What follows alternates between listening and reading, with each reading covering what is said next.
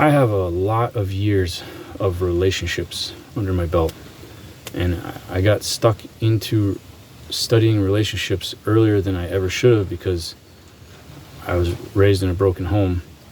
And in a broken home, you've got hypervigilance. When your care providers, when your caretakers do not consistently meet your needs, a child only cries and waits for so long before they take action of their own. This is in the first 10 years of life is the real critical, it's the earlier the abuse, the earlier the trauma, the more devastation I would say that it comes with it. But lacking secure attachment early on is a very serious thing. So we've got all these love languages. Everybody knows the love languages. If you go on a dating site today, all the women are putting up their anagram or enagram, however you say it, their IFTP, HYZ, ABJ, whatever. I'm going to tell you right now that attachment theory is what you need to study. It's only been a concept in psychology since 1979 from, I can't remember the name of the psychologist who really wrote the first thing and broke it down into there's 4 categories of attachment. One of them, the one you're after, is secure, and the other 3 are types of insecures, and they're on a spectrum, and you can toggle, but you can lean this way and then that way depending on different things, and different people will bring different things out of you. Now you also got the concept of the shadow, which is the person that you are that you don't like. The portions of your character that you don't like, you will subconsciously try to suppress them and hide them basically in the dark closet of your, outside the realm of your thoughts. Outside of your conscious thoughts, you will try to push them back. They're not going to go. They're going to stay there. And your nervous system is in tune with that shadow too. So people who suffer from anxiety, which is now 80% of the United States of America, suffer with anxiety and unexplained fear. This is the concept of the things that you've pushed out of your consciousness, that your somatic, your adrenal fight or flight systems, they're in tune with your shadow. And the opposites attract thing, why do I love this person? Why am I addicted to this person? It's your shadows. It's the linkage between your shadows. It's not the conscious things. It's the subconscious things. If you're locked in a bad marriage that's got cycles of toxicity, you don't need to know about love languages. Let me tell you something. I'm an avoidant, okay? Anxious avoidant. I'm an anxious, right? My ex-spouse, my ex-wife, court, probably 70 more days I'll have a divorce decree. It's already been paid for and filed. So I keep saying spouse, but it's my ex-wife. 14 years, it's hard to let that go because I still look and say mine. I still see her and say mine. My brain says that's mine. It has not adjusted yet to saying, no, I don't know her, not mine. Don't care what she does. Like a stranger in Walmart, I don't care what they go home and do. I don't have that feeling when I look at my ex-wife. And I need to. I need to not care what she goes home and does because of my attachment, my unhealthy attachment to her and her unhealthy attachment to me.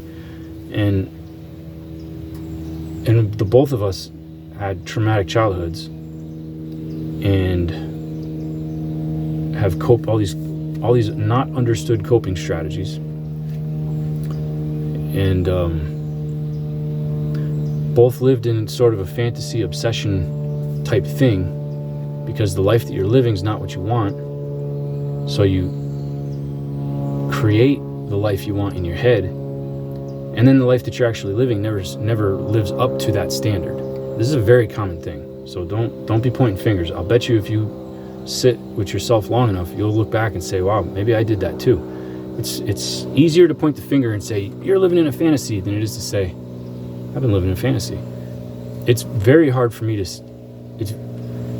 the things that I can read about her personality type, and it's like a sore thumb. Oh, this. And if I try to tell her that, she's actually really good at hearing it because she knows she has troubles and it's hard for her to see. I'm not very good at hearing it. And I'm really not good at seeing it in myself. It's like I'll have an absolute definite, like, oh yeah, she's that. But then when I read about me, I'm like, really?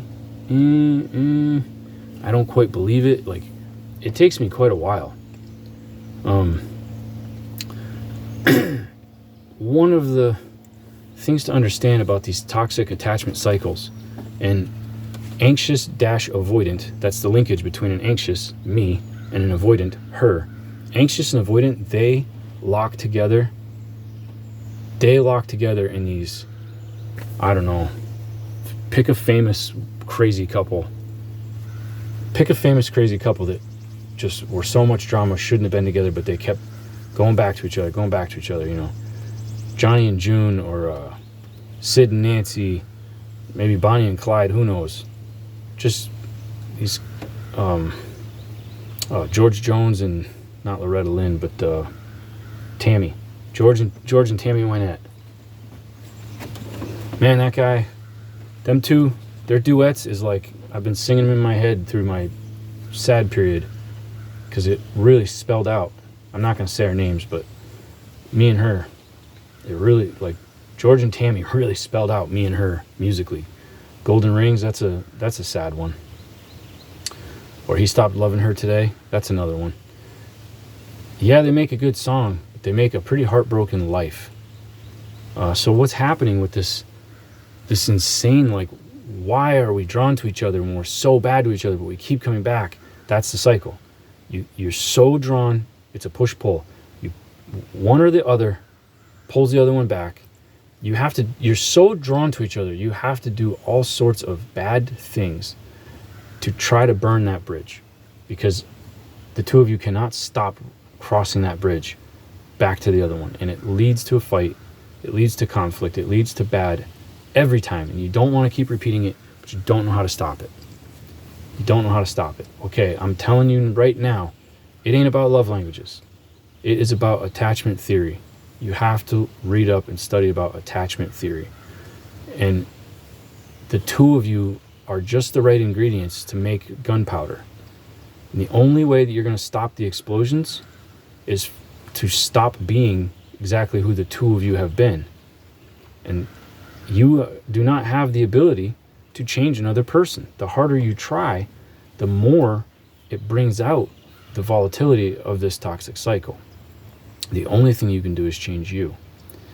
And it's almost impossible to do while still in that relationship.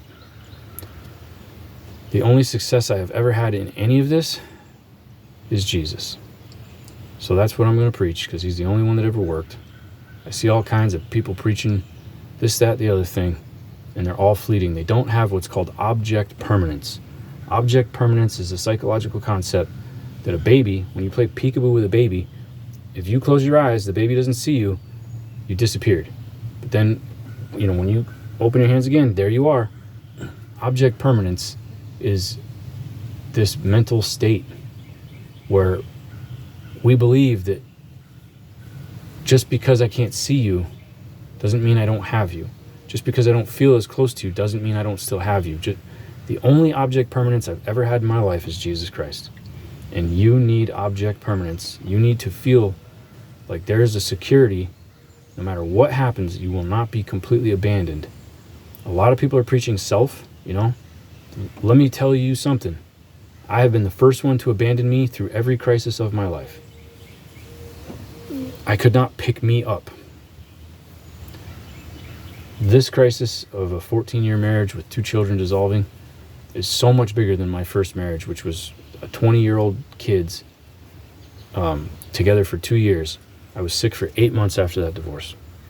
Physically ill. I could not regulate my adrenal system, and it made me sick, which runs in my family because my father's full of anxiety and it gives him stomach problems. Fighting with my spouse is the only thing that gives me stomach problems. And it's cortisol. It's high stress. And she lived in a state of chronic high cortisol caused by me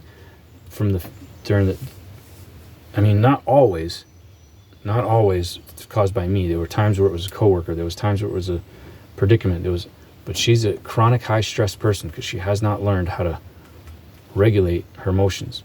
And part of that shadow connection, that magnetism, that intense push-pull is co-regulation.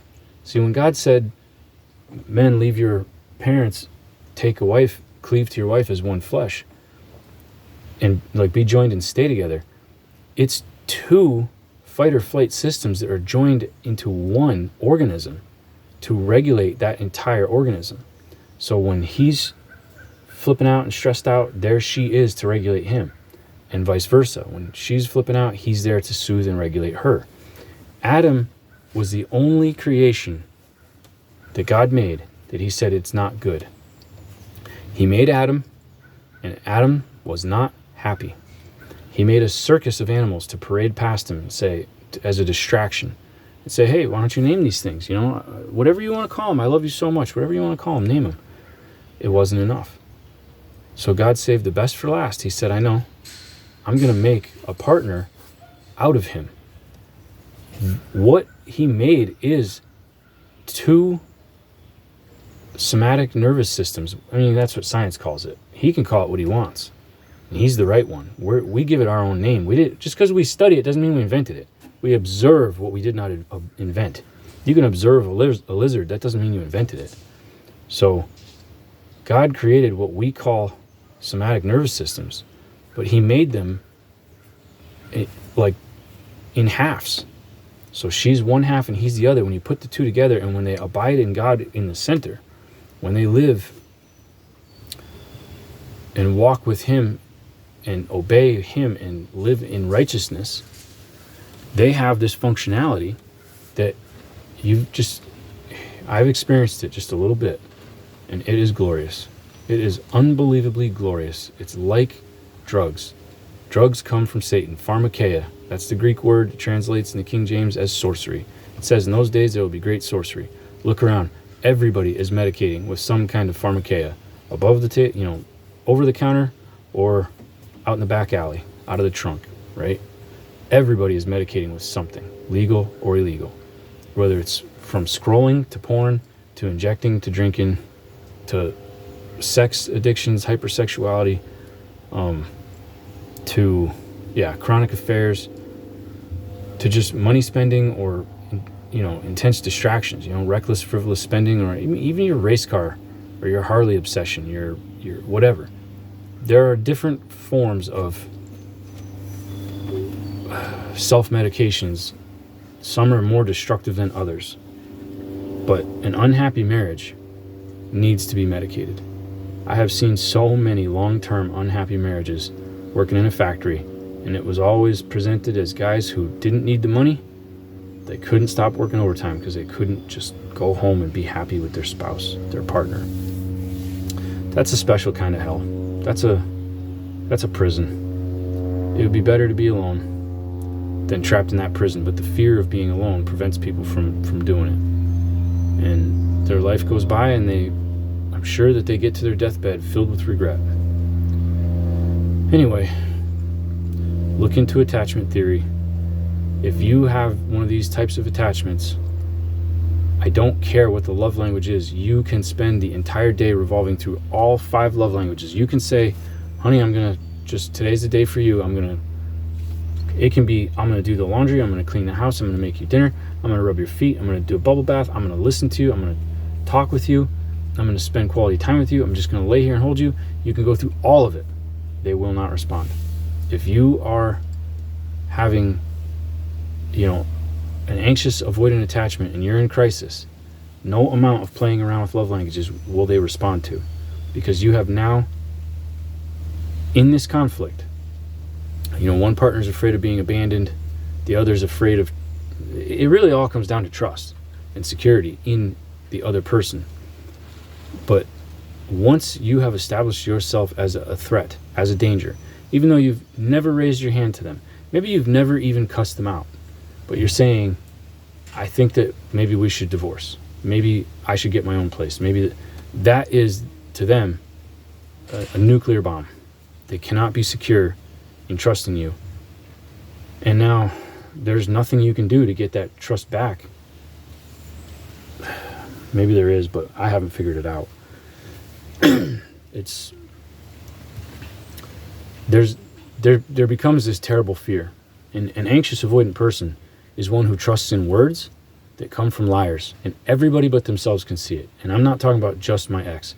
I'm talking about my mother and every woman that I've ever attracted, because I was that liar. I was that womanizer, playboy. I'm going to say all the right things to make you fall wildly in love with me. I'm going to love bomb you. I'm going to possess you, own you, and then do what I want with you, because me. That's who I was. So when I was an unsafe, untrustworthy person, my spouse fell wildly in love with me because the words that I was saying accessed some place in her soul that needed to be approved of. And I can't think of the words, but you get what I'm saying. Like affirmation, really strong affirmations, even if they were lies. See, her nervous system did not detect the subconscious threats that were all on display. See, all on display. I made it clear that I was a womanizer. That didn't bother her. So when you know that girl who's with a guy who's fresh out of jail and he's got a reputation for beating all kinds of women up and this and that, he's going to find the girl that has a certain attachment style where his words, his baby, you're the best, you complete me, all this stuff, that's what matters to her. And she does not have the discernment to her fight or flight system is not in tune to the actual threat. The threat is this guy has a history of proving he is dangerous. She will not perceive danger. She could be with a guy for 20 years that never raises a hand to her, pays all her bills, but doesn't say the things she needs to hear, and she will perceive danger. She will be anxious, nervous, riddled with anxiety, sweat, stress, cramps, diarrhea. Her immune system will be firing off saying, this is not safe, get out of here. Even though he has a track record of being safe, but the words he said are not affirmative words. They've been truthful, and honestly, there's a really good chance that he's telling her things that she knows she's done to him, and he's saying it. But she's been suppressing that, and he's forcing her to face a part of her that she doesn't want to face. This will pop off her her somatic fight or flight system, her adrenal system. It will pop off, and the nervousness, the anxiety, the stress, she has to escape his presence to feel regulated. And she will do that by fight, flight, freeze, fawn, sabotage.